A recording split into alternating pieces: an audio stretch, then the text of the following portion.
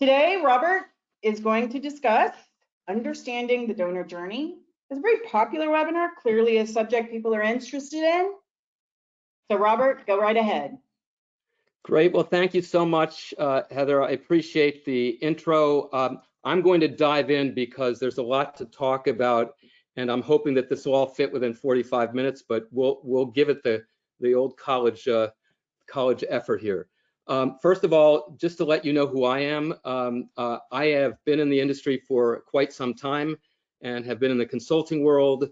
I have been in the entertainment business in the back end with entertainment operations. I've taught at performing arts management at Brooklyn College.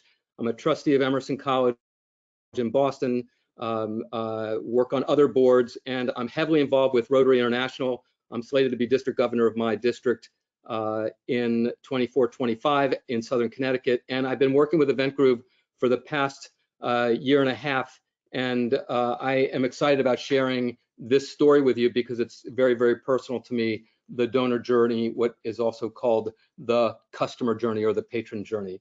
I want to take a brief moment to tell you about Eventgroove because you know, we are heavily involved in the entertainment and in nonprofit in particular. And just to let you know what we do is we are a platform that provides three major services that creates wildly successful online events and fundraisers. And I really hope that you all take a moment to seek this out and learn more about it, because I'm only going to spend this and one more slide about it. And that is just to kind of give you a quick overview. We have an event service and a fundraising service and an on-demand e-commerce storefront for product and merchandise. And it's all integrated together to provide you a one-stop shop platform for event ticketing, fundraising campaigns, and e-commerce. It's not meant to take the place of your fundraising system. It's meant as an adjunct and as a way to expand and extend your activities. And I urge you all to take a peek at this platform. There's our website, and that's going to be the extent of my story on Eventgroove. But needless to say, I got involved with Eventgroove because of the pandemic and because we were stuck in quicksand, not knowing how are we going to raise funds and deal virtually online. This platform is all about that. So I invite you all to take a moment and learn more about it. So please join us for a demo at some point. So I'm going to jump into the understand the donor journey. You know, I want to set some context questions. I mean, these are questions that are important to me because they kind of start us out thinking about things that will come up in a moment. But here's some questions for you to ponder. Do you have a visual sense or access to intelligence on each patron's engagement on a very deep level? And how deeply connected are you to a donor's personal experiences with your operation?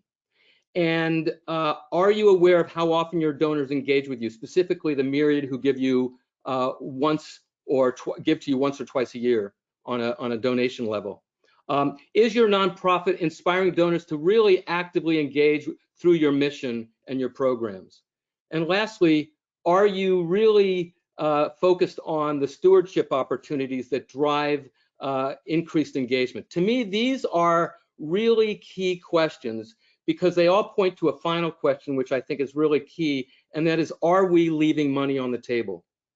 And I think that's a question we as fundraisers ask ourselves all the time. You know, the idea that technology plays a role in what we do is real important. How we understand patrons, how they are engaging with us, so we can really understand in real time, you know, and have the ability to build finite data set segments that tell a story. This example that you're looking at now comes from a data platform called Activity Stream, and it raises the question, how much time do you spend manually segmenting data and creating campaigns to keep your prospects moving through your donor funnel? And programs like this, Salesforce and other artificial intelligence platforms are saving upwards of 8 hours per employee per week. An example for a marketing and development team, if you have a team of 4 people, that could be a cost of upwards of $50,000 in manual time. And that time and money can be redirected to revenue generating strategies. So these are all operational questions, but have a direct connection to the process strategy related to managing results. And we're going to be talking about all of that. So I want to spend a moment to talk what we are up against, because I think we're in a real interesting place in the nonprofit sector here in North America. First, let's reflect on the idea that this has been not only been an enormously difficult year, but in my industry, entertainment, we've had many casualties. The past 2 years have been a period of reinvention and survival. I'm sure that you can all relate to that. Any nonprofit has really had to really be hyper-focused on survival these past 2 years. We're all trying to regain our footing to reconnect with our constituents in what I will call a very crowded and noisy digital communications space. Our voice is ever so diminished, and being heard through the chatter continues to be one of our biggest challenges, right? I think we all agree with that. You know, you add to this the current global issues like the war in Ukraine and the natural disasters at home, like the Kentucky tornadoes that happened a while back, or the fires that are happening in California. And then around the world, you've got the Rohingya refugee camp in Cox's Bazar, to name just one. And then COVID hasn't left us. You know, these are challenging times. And as fundraisers, we need to kind of recalibrate this whole process. So we start with this very simple notion that when we tell stories from a personal experience perspective through our causes, people stop and listen, and we change lives. You know, I'm a storyteller, and it's what I do. And in the world of digital heads down overload, when a story is unfolding and you are eye to eye connecting with your audience, the power of that moment is infectious. You know, we all have stories. You all have stories, and your causes are powerful and amazing. And when we tell the stories, the action magnifies personal human connection between people and ideas. And it's these ideas, the images we create through our stories, that are fundamental to who we are, driving our mission, our vision. These are the moments of inspiration that cause your constituents to connect with you and your organization on the highest of levels. And in the midst of the enormous amount of data we take in about our businesses, stories bring our causes to life. They convey the culture, the history, the experience, and the values that give us a deeper understanding of our live experiences on the ground and the lives we save every day, one day at a time. And stories are essential building blocks of empathy and human connection. And since the beginning of mankind, storytelling has been used to connect, engage, inspire, heal, and create a brighter future. And so you wonder why I'm starting with storytelling. Well, storytelling is not just to inspire and engage our constituents. It's also to seek out and understand our base of support. For example, there are two kinds of storytelling. There's cause-driven storytelling, stories that support our mission and vision, telling the story of why and the story of people's lives that we're changing as a result of the work we do. And then there's the data-driven storytelling, the story behind your audience, the idea of having visual access to the underlying intelligence behind your data, making the story understandable, interesting, and appealing to everyone within your organization so you can actually visualize what's going on in a packaged manner, and it opens up the true strategy for growth in fundraising within our organizations. And here's the thing, too many of us do not have the resources, expertise, and capacity to get extremely finite in our approach to constituent giving. Sure, we can segment lapsed donors, we can do our donors based on giving amount, we can do our live bunts and our side bunts. You know the standard fare, right? We all do it. But you know, if you could get the marketing intelligence that creates you know your roadmap for a series of donor journey campaigns that could very well deliver breakthrough results for your nonprofit, that could be compelling for you. And this is what we're going to explore today. And it's the type of data-driven storytelling that truly allows us to answer the core question, are we leaving money on the table? So the most important question on the table is whether you truly know your audience, because that's where it all starts, right? But the power behind that question is the key to delivering breakthrough results. So let's review the donor journey. So the donor journey is a series of personal interactions and is more important than any single touch point experience that you'll give. And here's the question that I know that many of you will answer what I think you're going to answer to. Do you have enough members? Do you have enough sponsors? Do you have enough donors or corporate partners? We all know that we're seeking more. But no matter the scenario of engagement, the donor journey is an opportunity to galvanize and drive your community. Consider this: if we touch our relationships and our constituents on a personalized one-to-one basis, this will connect our relationships to the work that we do in a special way and drive the community that we live in into action. It's all about that transformation to that complete donor commitment, that moment of commit. That's what we're all after. And so the donor journey really begins with knowing your community. I mean, have you taken the time to seek out and touch them along the continuum of our work in the community? You know, are they engaged and involved with our work? How many times a year do they see or touch a project or program of ours? What motivates them? What do they like? What don't they like?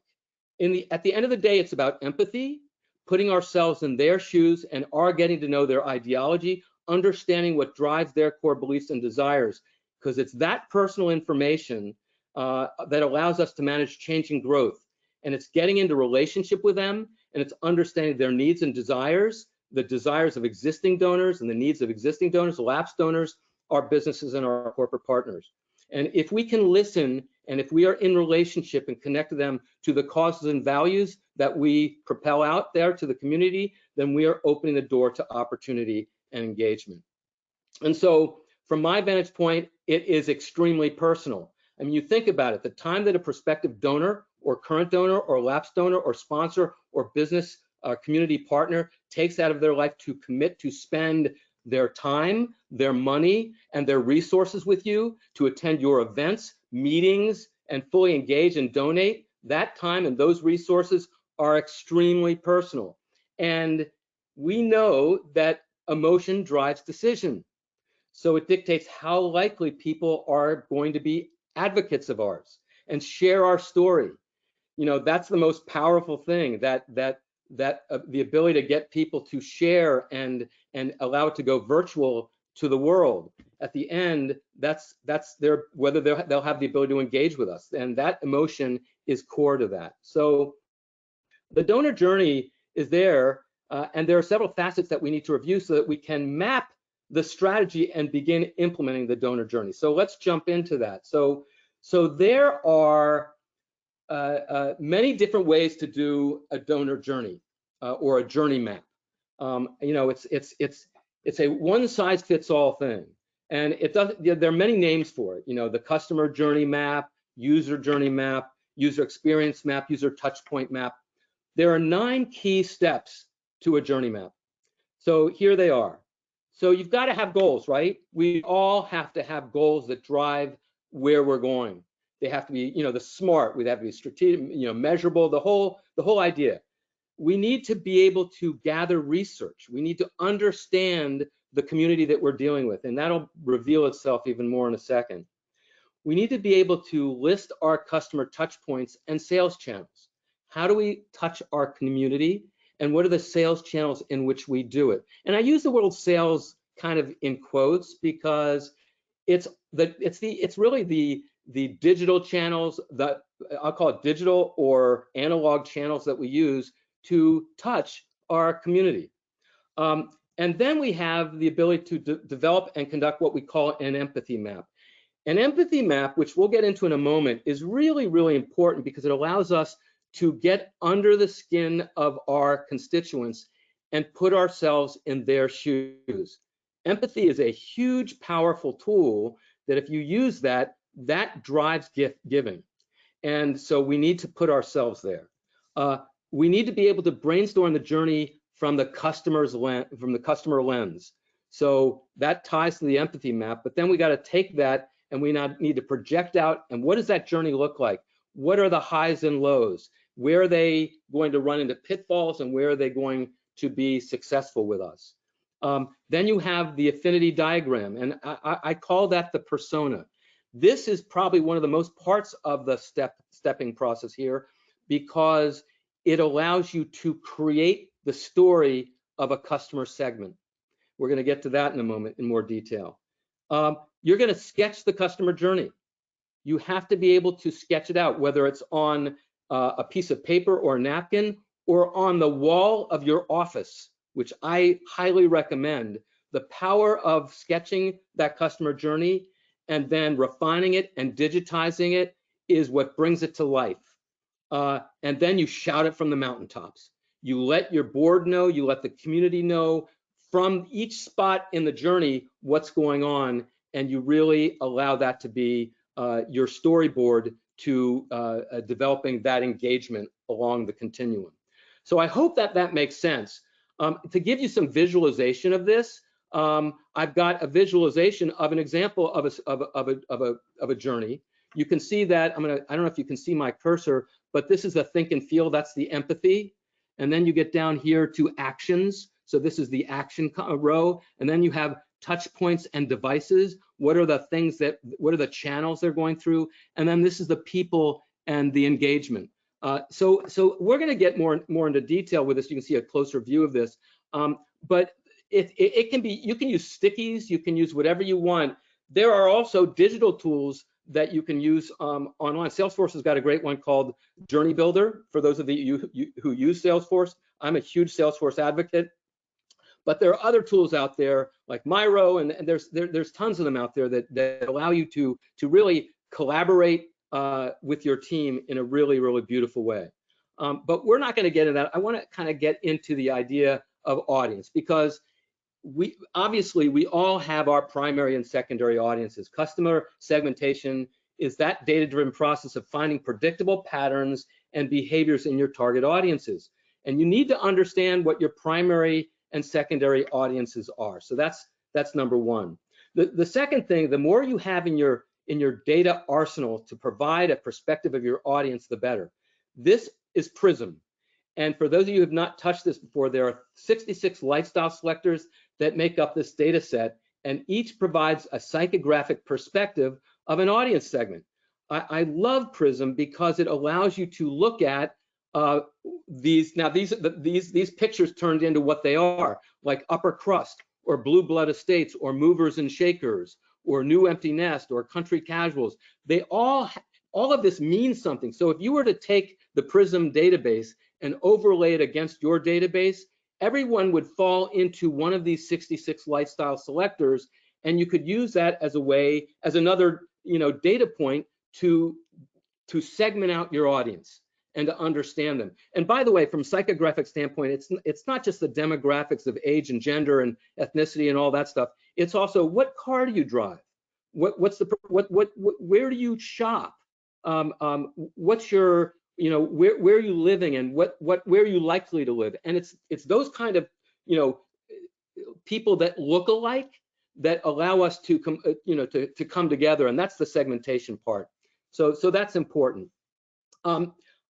So this is the empathy map, and I want to take a moment and talk about the empathy map, because the empathy map really kind of opens the door to an idea where you can ask the questions.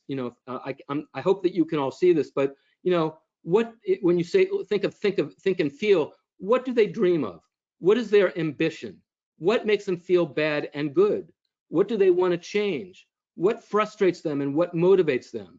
How do they feel they did a good job on something? Or say and do, what kind of attitude do they have?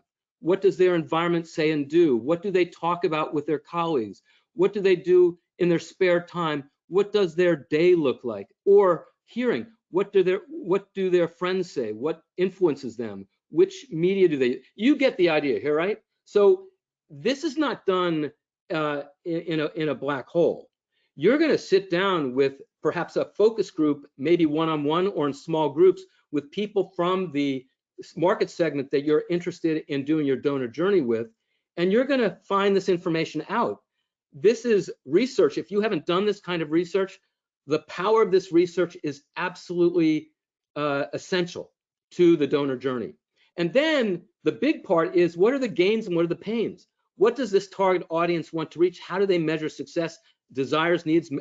That is so important. But what are their pains? What are their fears? What are their frustrations? What are their obstacles? What are their challenges that they face that they really gets in their craw? These are big questions that if you're able to pocket that into your story, it will change the way you communicate with them. Listen, we're not going to talk about content today because it's just too much in 45 minutes, but I will tell you all of this equates to content strategy. So a donor journey is not just about the touch points. It's not just about the devices and all of those things. The story that you're telling them, you need to have a content strategy that's aligned with this. Where you're going to get that, you're going to get that right here. It's going to drive that story. Then we go into something which is real important, which is the persona. Now, a target customer persona is basically a reliable and realistic representation, basically, of your audience segment that you want to connect with. It's both qualitative and quantitative based on its research, but it describes on a holistic level your audience and who you're going to hit. And let me show you the way in which we're going to get that, because it's really interesting. It's really simple. You can take out an 8.5 by 11 sheet of paper and fold it in the quarters and then open it back up, and you're going to get something like this. In the upper left-hand quadrant, you're going to get their demographics.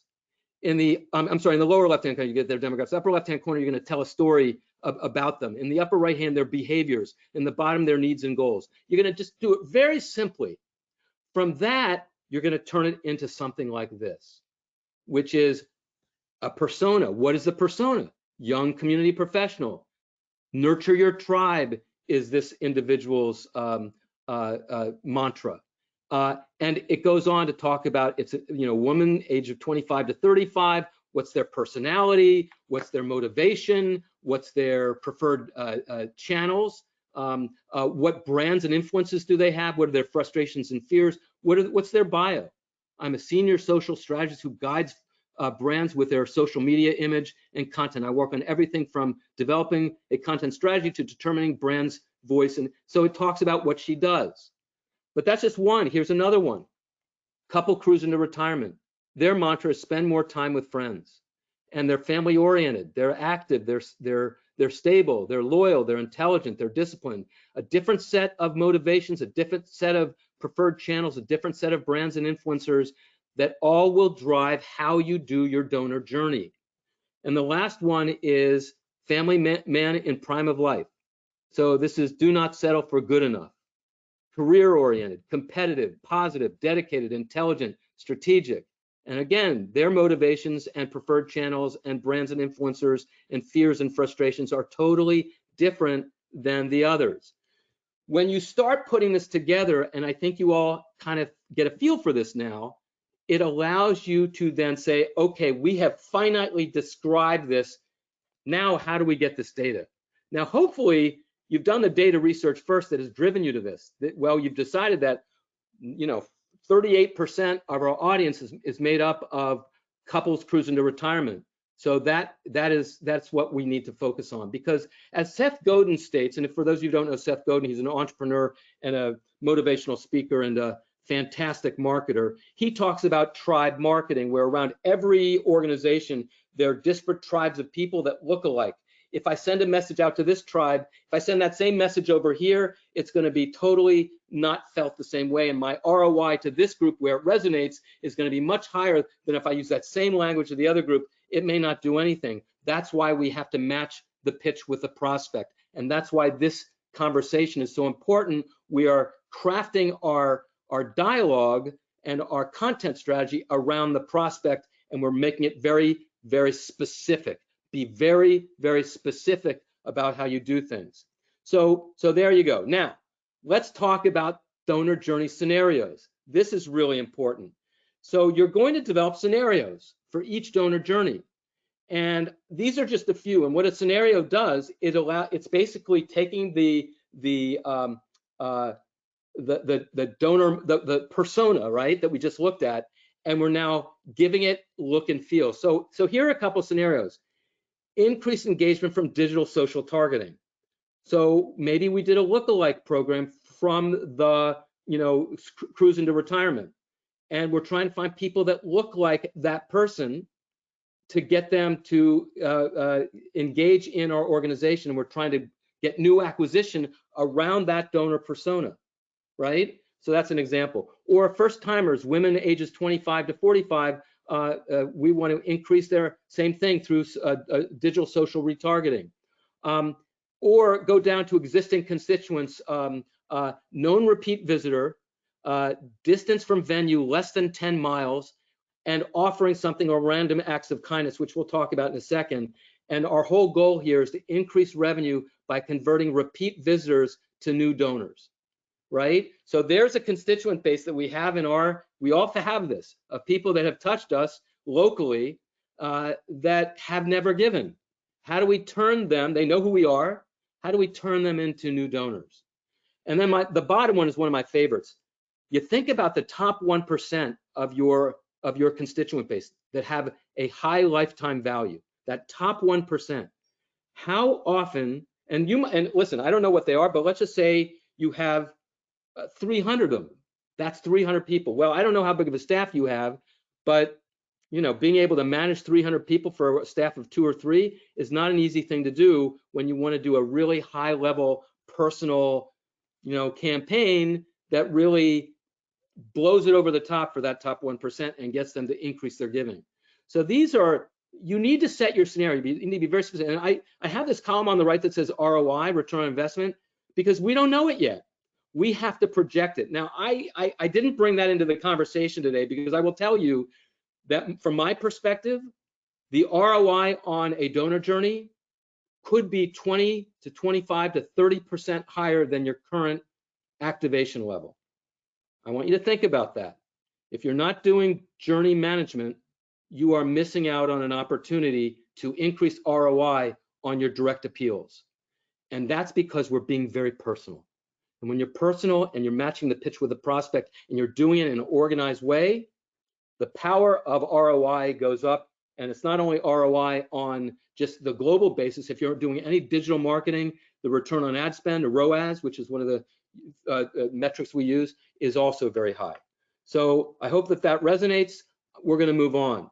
So communication methods are also written, verbal, and digital, and we're going to prioritize those. But there are 3 areas that you need to look at, right? Written, verbal, digital. You've got to have all of these. You're not going to do them all.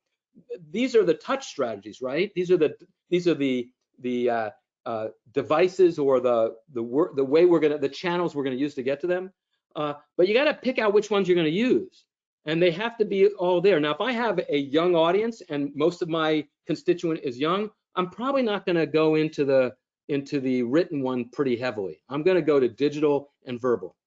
But if I've got a traditional audience from ages, I'm in my 60s, but if you got your 70s and 80s that are still in your group, which many are living extended lives very happily, you're going to have to stick with a written platform. You've got to be very, very careful about how you do all that. So these are things I'm sure you've dealt with internally with your marketing teams, but the marketing and the development, the synergy of those 2 areas are so important. You drive back into that, then this is really, really interesting. I want you to review a shift in strategy. So the donor funnel now I'm sure some of you have moved away from the traditional donor funnel, which is basically this: prospects, engagers, supporters, sustainers, ambassadors. We move them, from the top of the funnel. We want to have them drop out the bottom, totally, they can't get enough of us, right?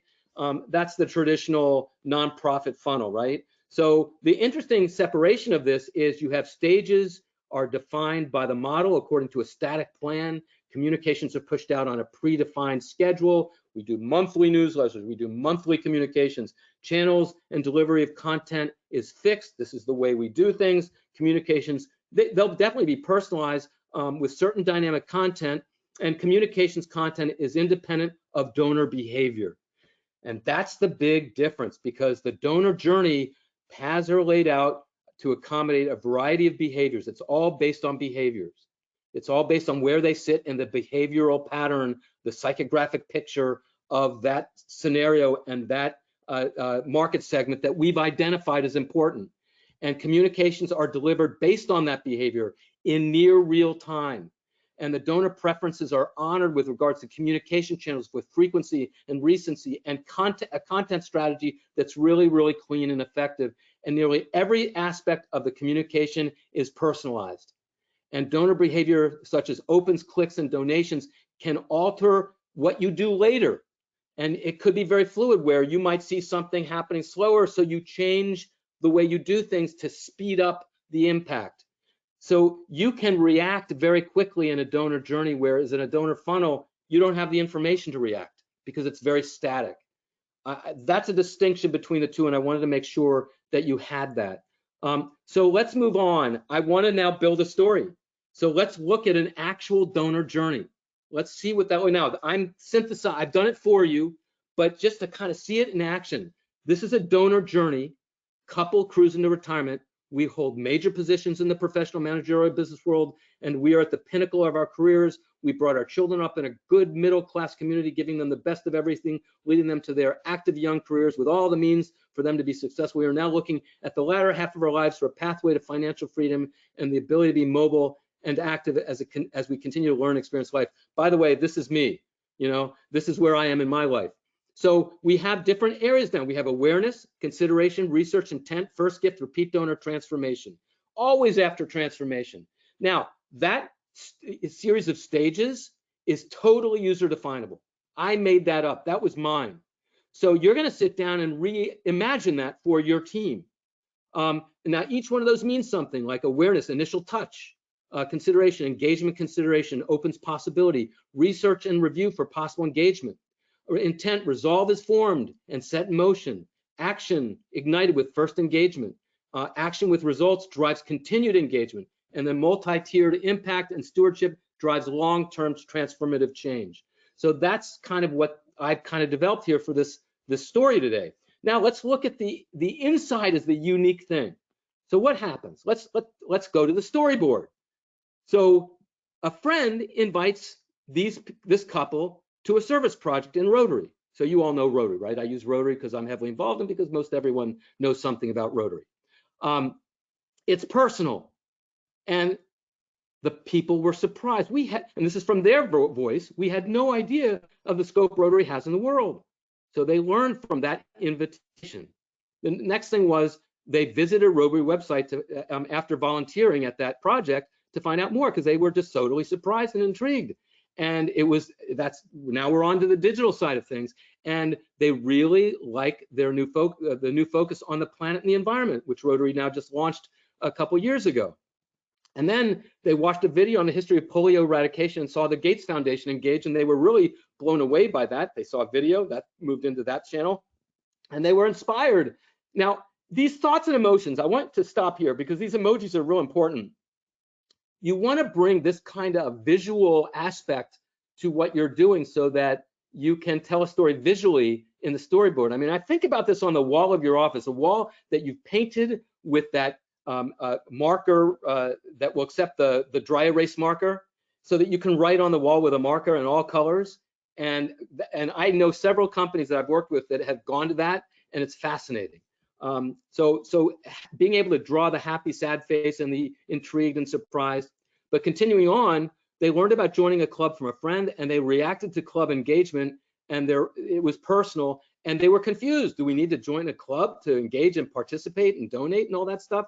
Of course, they resolved that confusion, and they clicked through on the Rotary website, and they made their first gift to support polio eradication because they were so intrigued, because they knew people that had polio back in the day, and they thought that was important, and they learned about how Nigeria and Afghanistan and Mara are all still dealing with it on a very minute level. They're this close, right? So it's digital, and they were pleased because they saw that it was rated 4-star by Charity Navigator, and they liked that engagement was there. And then they were inspired to engage and make significant contribution to a water initiative in Uganda, because they have to have an affinity with African culture, and that was digital as well. And they were delighted because they heard from the Rotary International immediately, and they shared the impact of their gift.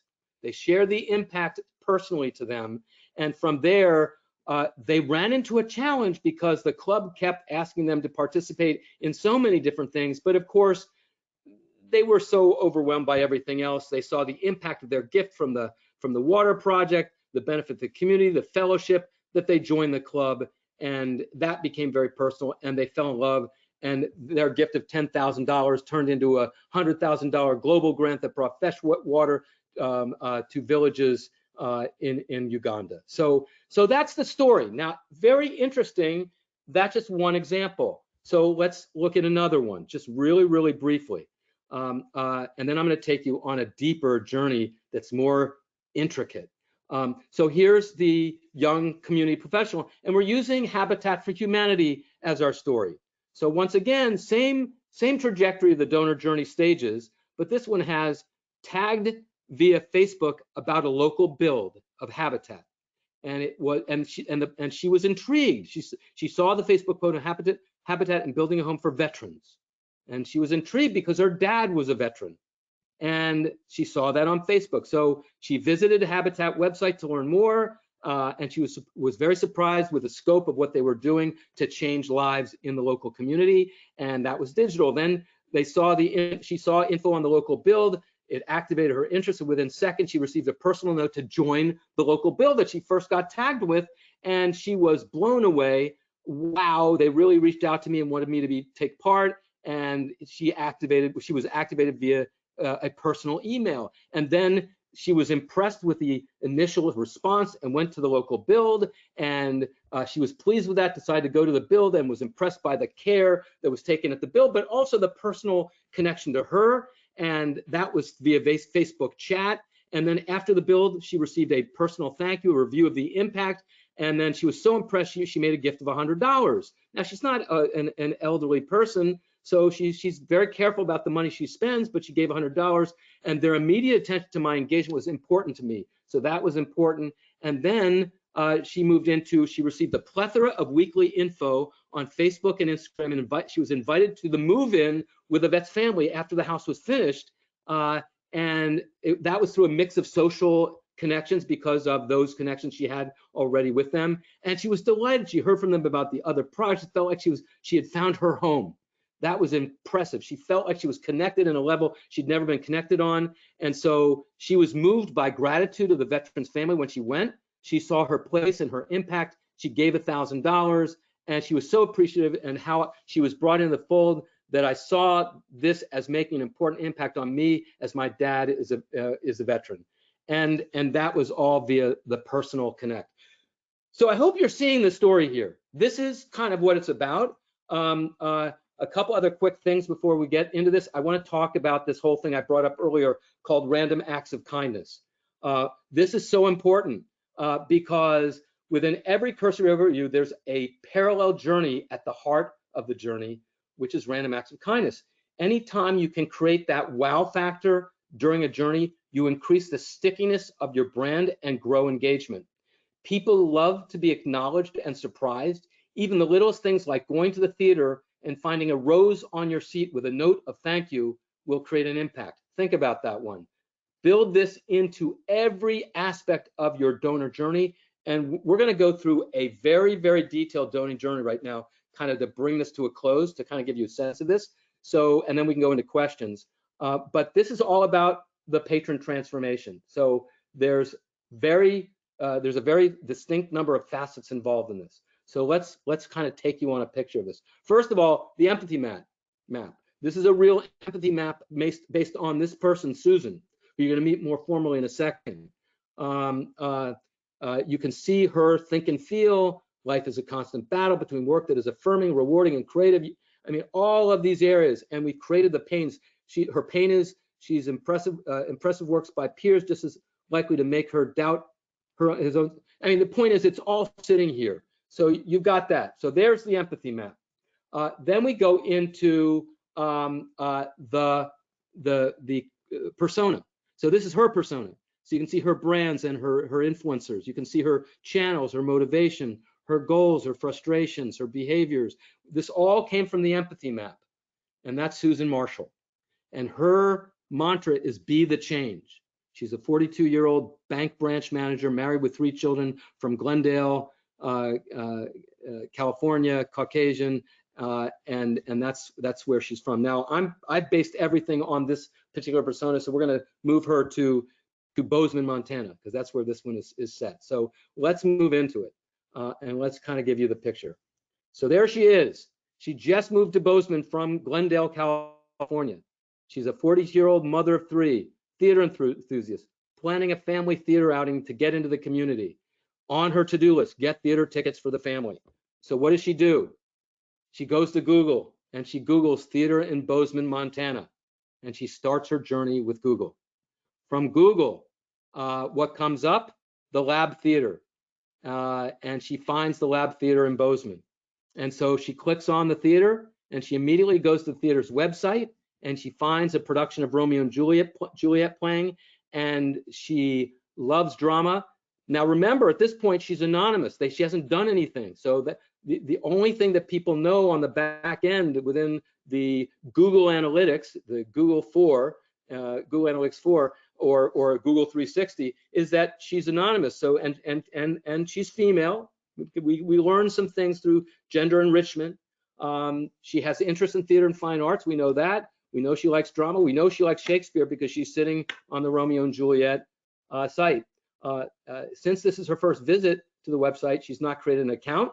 The website does not recognize her identity. However, behind the scenes, the Lab Theater, as I said, is using Google, and they've created this anonymous profile of the visitor who came to the site via search for theater in Bozeman, and has clicked on the content and products related to theater and the arts, and this is the profile that it's described.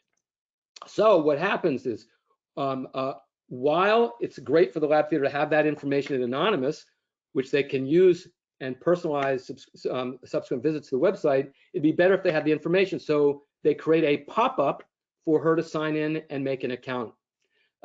So Susan signs in and her anonymity is now no longer the case. She's now personally set in as Susan Marshall. They have her email address, they have her location, and other facets of what she's put in to the sign-in. Very, very important, right? So that's that aspect of it. Susan then receives her first personalized message, welcoming her to the Lab Theater and introducing her to more aspects of their operation, including an opportunity to download an app to receive special offers to attend the theater, which is a random act of kindness, special discounts to the theater. So download this app and get discounts. So that's something right off the bat she's getting, and she likes that because she's new to the area and she has a family of 3 and she's frugal and she likes to save money. So she gets that welcome note. The next thing that occurs is Susan downloads the app to get the discount, and when she opens it and creates her account, she is thrilled to see that the app experience is personalized with a theater event content, including the show she was looking at on the website. She also sees a cool feature on the app to create a theater experience wish list, which she proceeds to do so she can remember to mark and review all the shows she's interested in. And Susan liked the Romeo and Juliet performance for her teenage kids, and especially at 20% off, she decides that she wants to go to the theater and purchase the tickets for her family. So using the venue locator feature on the app, Susan finds the theater and decides to head over after lunch from her business. So she installs the app, she gets the promo to get the 20% off, and she walks over to the theater. So she gets to the theater. Now, you can get really crazy here because there's something called beacon technology, so that when they walk through the door of your business, the people in the ticket office or the people in the venue can have it automatically downloaded to their tablet that Susan Marshall's just walked through the door. It's crazy, right? Big Brother's watching. So Susan heads over to the theater, purchases her tickets, and runs back to work in time for her next meeting. Later that day, Susan checks her personal email and sees an email congratulating her on her first purchase to the Lab Theater to her personal account per the preferences she indicated when she first registered. Susan opens the email confirmation to make sure everything is correct, and inside the email she finds a recommendation to other events and performances that are on her theater wish list that she hasn't yet purchased. So it's already interacting with her, and so now she's reached the level of first purchase. She's now a constituent of the theater, highly important. And so the next thing that happens is the performance date finally comes and Susan and her family enters the theater. Upon entering the venue, Susan receives a push notification on her iPhone from the theater mobile app welcoming her to the theater and prompting her to go to the bar and pick up a special offer, random act of kindness, free drinks for the entire family. Susan heads over to the bar, gets her drinks from the family. She loves the service, the special treatment. Her kids are impressed at mom and think it's really cool experience so far, and they haven't even seen the production of Romeo and Juliet yet. So already that personalization, those random act of kindness activities are paying off. And then the show is over. Everyone loved it. When Susan gets home, she immediately goes online and posts to all her friends in Facebook that she had a tremendous experience at the Lab Theater and urges everyone to go to see the show, posting a picture of the family at the theater there. So immediately gets everything in play. And so let's review Susan's customer journey so far. Let's take a moment. This is what we call phase one of the journey. She gets the Google search, website explored, then she's a known user. She creates an account. Then she gets a personalized email. She receives a special offer. She goes and buys the tickets, the first purchase. She receives an email reminder. She attends the event. She gets the special drink offer. She watches the show, and she goes home and posts on it to Facebook. That's the journey she's been on thus far. But it doesn't stop there, because there's a second phase to the journey, and that is the journey of connection. So let's go through it. So now we move into phase two. With Susan and her family. Prior to the performance, the Lab Theater runs an ad with a special offer and promotes Romeo and Juliet and the Lab Theater to Susan's Facebook friends on the heels of Susan's Facebook notification. In that promotion, the theater receives a number of ticket orders directly from their promotion to Susan's friends. That's called a Facebook lookalike. So you can get very specific with that lookalike program based on geography and all sorts of things.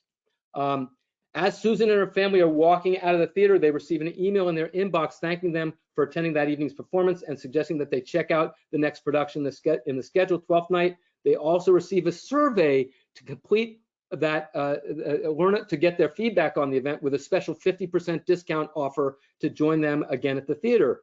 Well, 12th night. Well, that's another random act of kindness, but it's driving that engagement. So there's it goes both ways. They want that interaction and they get it. And of course, she's getting 50% off of the next show. You can't beat that. So Susan makes her second purchase to the Lab Theater to bring her family to 12th night.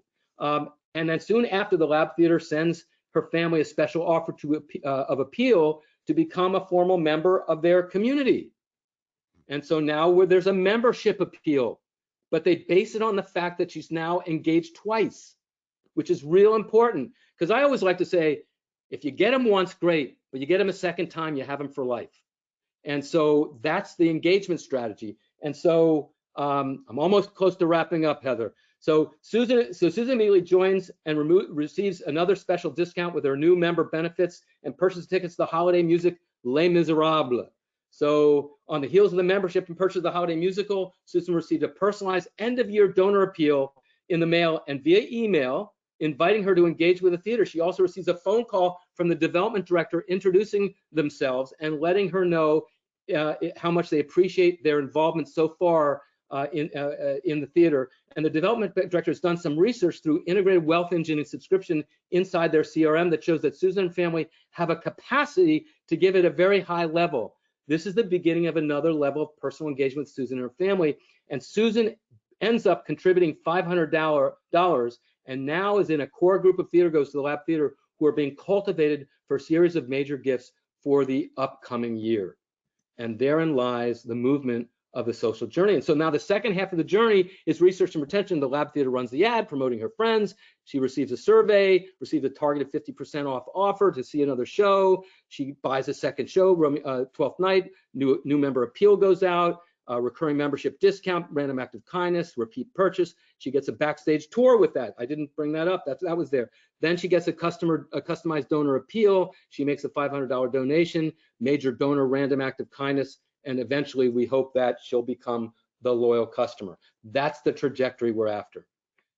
So I've gone this very, very swiftly to kind of give you a framework of where we are, and that leads us to the idea that we're really after this. We're after full evangelism. That's the end game you and I are after with this kind of customer journey dialogue. And with this in mind, I want to summarize and open up the floor to questions. So let's summarize what we're talking about. So first of all, you need to make a shift to the donor journey strategy, because the impact, the value proposition, that enhanced ROI is what's going to drive you to it. You just are going to see a distinct difference in terms of the impact in your bottom line. And you got to be patient for it, because it doesn't happen overnight. And you're not going to do this alone. You're going to probably do this with your team. You might even bring in a facilitator to start you off. But the idea that you do it will change the world you live in a big way. The second one is identify your audience focus and research. Understand who that core audience group is. There might be 2 or 3 or 4 personas you want to hit. I'd start with bite-sized pieces, keep it small and manageable. Start with one and focus on that and see how that moves. Identify your donor segment group scenarios for each journey. So what are the scenarios? You got to build a scenario, get very specific about the scenario and the audience. Set goals on the journey, specifically for each part of the journey, so that they're measurable, and so you can go back and see whether you've hit your goal and what you're going to change next time. You always want to kind of be in that cycle of review. Create the donor personas for each donor journey scenario. Very important, as we've discussed. Create a donor segment empathy map. Again, very important. Brainstorm the journey physically as a team through the customer's lens. That's, again, very important. And do not forget the wow factor. Add in the random acts of kindness. That is the stickiness, the glue that keeps people connected. And then engage your entire management team. I don't mean just your senior team. Bring in the middle manager, bring in the line manager, bring in your board. Have everyone touch it from a different perspective, because you don't know what other people know, and they'll give you perspective that will be an aha moment for you and help further define it. Make this big for your internal constituent base, because that's what's going to tell the story out. And then map it on paper, make it life size, make it highly visible to the team's view. I love the wall idea or the whiteboard, however you're going to do it, and refine and digitize it, and then shout it to the world. So with that, I will stop and see if there's any questions out there. Oh, track the results, obviously.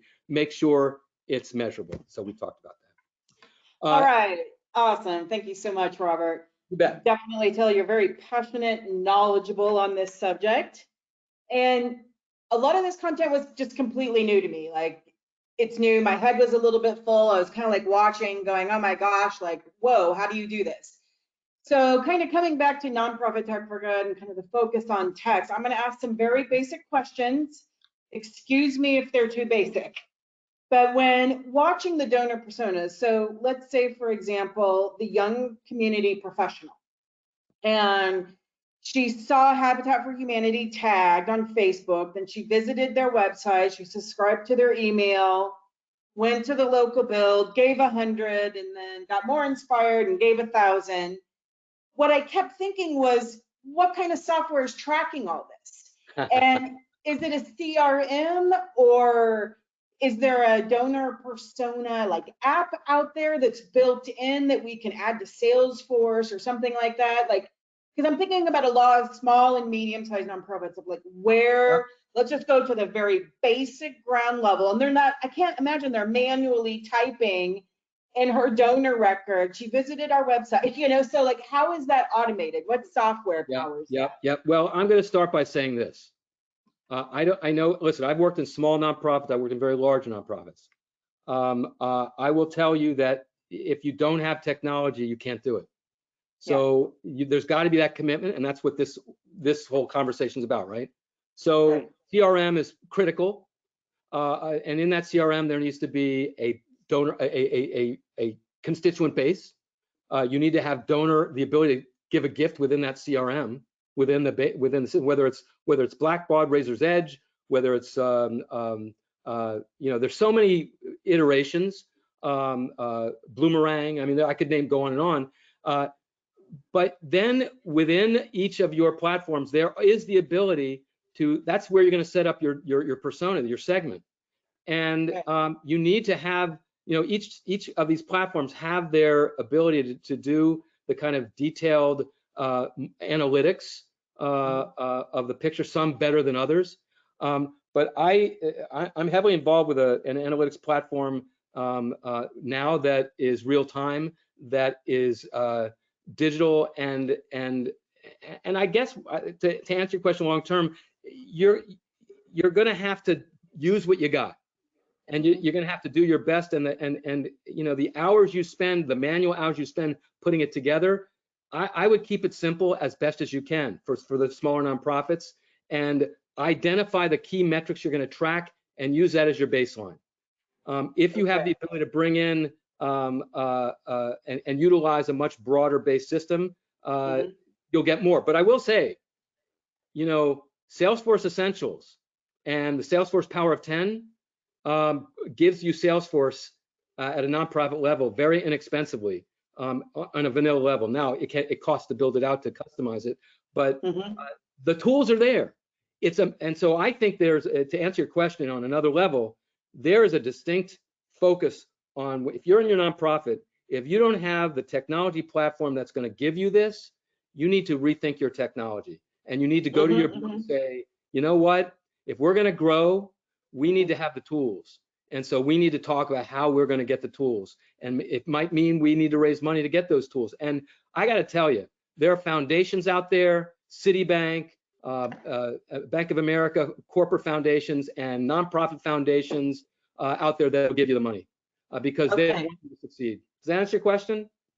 Yeah, and I've got another one to build on top of it. So, kind of some of the basic things to track, of course, would be gender, generation, donor level, maybe political affiliation. So even if it's a small nonprofit, I'm just trying to think of a small nonprofit getting started. Yep. So would this be something that, maybe they come up with 10 simple questions and then they actually send out a survey to their donors, and then the answers are tagged in the CRM, like this is Gen X, this person, like that sort of thing? Yeah, well, yeah, that's absolutely a way to do it. Absolutely. You can definitely arrange to get that data from your donors. But if you have a CRM that's existing, being able to overlay an Axiom or a Prism or information that will give it to you automatically would also be interesting. But yeah, I think you're right. I think, listen, this is market research, right? We need to learn about our audiences. So we should be doing audience surveys or customer or patron surveys all the time, at least once a year, to get an understanding of who they are and where they are and what they're about. That's a given. Absolutely. So I think that's a great start. And I was Googling while you were presenting, and one CRM that came up was called Keela, and they have built-in donor personas. So I guess as people, I'm sorry, I didn't hear what you said. They have built-in donor personas. So they've named them, and then the CRM automatically builds that persona. So it's like the nonprofit's not actually doing anything except sending out emails to people who are donating. Maybe they're flagging and saying, okay, this person is given 500. Now the CRM says, this person has reached this level. It's time to send maybe a handwritten thank you note or something like that. So I'm seeing this as being very valuable, and I'm seeing a lot of small and medium-sized nonprofits struggling with it. But looking at Keela, it looks like they're building it within to where, I don't know if it's AI, I don't know if it's machine learning. It's AI. It's AI. They're going out and they're making they're using an algorithm based on certain parameters that are driving information up. But here's the thing: you need to be social listening. Your CRM needs to be able. If someone puts your name in a Facebook post, wouldn't you want to know that? So listen, technology is changing rapidly, and it's becoming very, as we go every year as moves forward. The ability to get this, and I don't know the CRM, but listen, if there's a platform out there that allows you to get that data, I'm all for it. You need to bring in that analog and that digital data to the patron record so that you can begin to dissect and slice and dice the data in a particular way. So real important. But here's one key thing. I'm not interested in getting everyone overwhelmed. If my presentation overwhelmed people, I want you to step back a second and know it's okay, number one. And number two, start in bite-sized pieces. Make the commitment that this is something you're going to do, and pick one persona, pick one scenario, and make it small and test it. because you will be surprised. And it shouldn't take up a lot of time because they're very simple. You can make it very simple. Start it small. If it resonates, it's something you should talk about on a senior staff and middle managed staff level. You should talk about it on your board level if this is a direction ahead. Okay, so let's say that a nonprofit was to start, and they were going to start small, and they were going to build 3 donor personas. Based on your experience, what are like example titles? Would it be the young professional, unmarried? Like what are the top 3 personas you think that people should be building out? Well, I think one really big one is, we have audiences that are aging out, and that's something that every nonprofit is dealing with, and we have a wonderful millennial community that's all about engaging, and we have the Gen Z that is all about getting involved in bite-sized pieces, and we need to find ways to get to them. So that's a great one, and I would go after the 25 to 35-year-old as a test. But also those people, here's a big one. What percent, I just did this recently with a nonprofit. Of their constituent base, 1.92% of them were donors. I mean, scary. That's a great analytic. What percent of your total base that's active, that you are communicating with, are donors? Yeah. If it's lower than 10 to 15%, you have so much ripe opportunity to grow that. Right. And that to me is a prime scenario. Yeah. How do you get those people that know who you are, low-hanging fruit? You don't have to explain to them who you are. You just need to get them engaged. And the best way to get them engaged is to get them to touch you in some way. How many times a year do you touch your community? So those are a couple. So you said 10 to 15%. So let's say if somebody has 10,000 email subscribers, do you think a good goal would be 12.5% of them are donors? Well, there's no tried or true. I like to say, from my vantage point in my tenure in the market, we're all, I mean, like at Emerson College, for instance, because it's a public where I'm a trustee, we have challenges in that we're trying to grow our alumni giving. As in any college, that's a major thing. And so so with any organization, you want to find a way to find a pathway to growth. So I think that I always like to look at 10, 15, 20% as kind of like the median. If you have a real sticky, impactful, nonprofit, and your constituent base really loves you, you're going to have a 30 to 40% or maybe even higher donor giving percentage. So it just depends. I think every organization's got to decide for themselves whether that's enough. But if it's only, like you said, 1.9, that's tiny. There's so much potential there. Oh yeah. Oh my gosh. That was a wake up. You know what I find interesting is I was Googling, as I said, during your presentation, there doesn't seem to even be a third-party donor persona app. So, the nonprofits could download and use to help, where a lot of this work's done. So I think there's a lot of potential here. Let me go to a couple of questions. We got 2 questions and then we're gonna have to close it out. So one person, Lauren, is asking, what about the donor persona that doesn't have a lot of money and they don't yet have donating to this nonprofit on their radar screen? Like the unknown, maybe it's a Gen Z, 20, how old are Gen Zs now? The oldest one's maybe 22. Right. Just somebody who's got $10 to give, and then you actually want to build that relationship over the next decade or 2. What's your experience in talking to nonprofits and working with nonprofits? How do you get those low-level first-time donors? Yeah, I think that you've got to be very understanding of your market and your audience. If these people are not a typical giving place yet, I think getting them engaged. I mean, the Gen Zs love to volunteer, as I said.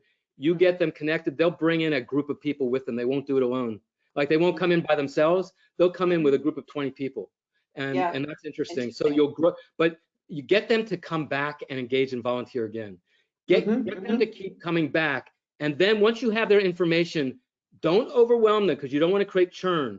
you want to make them feel like they're special. So personalization is key. Keep that personalization moving and make that a core part of the process.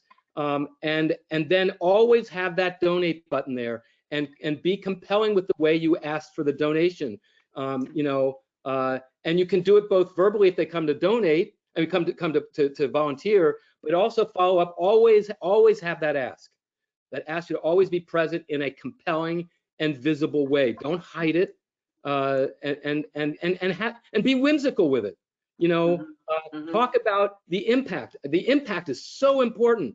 Your gift of $5 a month does X, or because listen, I give to Rotary. I give a substantial amount to Rotary. It's my top 3. You saw my top 3.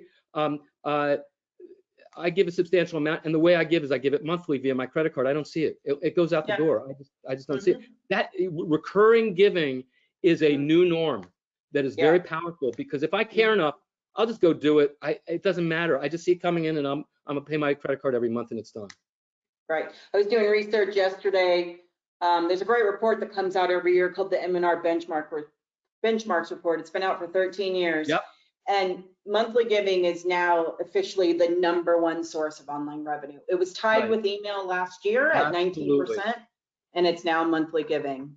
All right, so we're going to do one last question here, and it's from Taylor. And it's just, again, it's kind of the question of like, okay, if there is one thing I need to do first to get started, what would that be with donor personas?